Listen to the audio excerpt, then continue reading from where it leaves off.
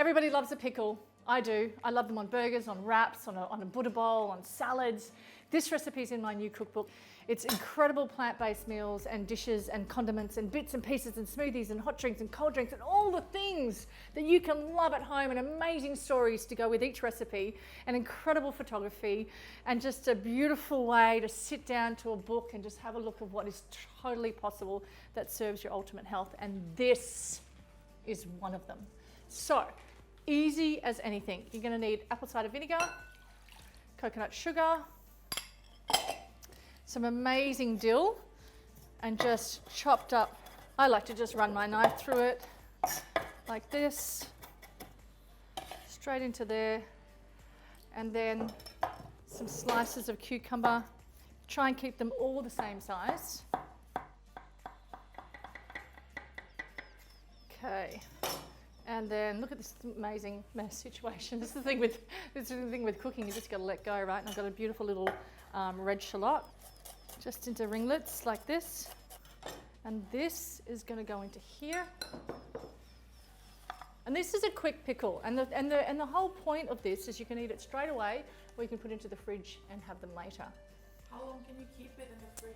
Look, you know, you can keep it in the fridge as long as you don't keep putting your hands in it and putting the same spoon in it, okay?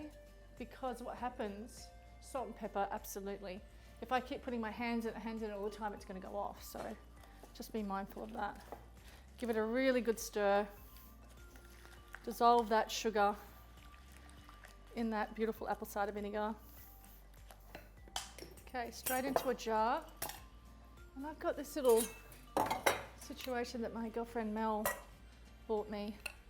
And you're going to tip them in there, just like this. And then you're going to push them down. And notice how I'm not using my hands, Dee? Yep. Yeah, because bacteria breeds with these, and you want it to completely cover. See how the liquid is covering everything? And there we go. This is a beautiful condiment on any burger, barbecue, on the table at night. Just sit it there. You know, it is incredible on wraps, Buddha bowls. I put it on a dip platter when you're having tapas.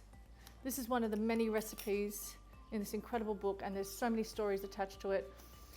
This is normally made with white sugar and white vinegar, which doesn't serve your health ultimately. So we've done it this way, and it's going to go in the fridge.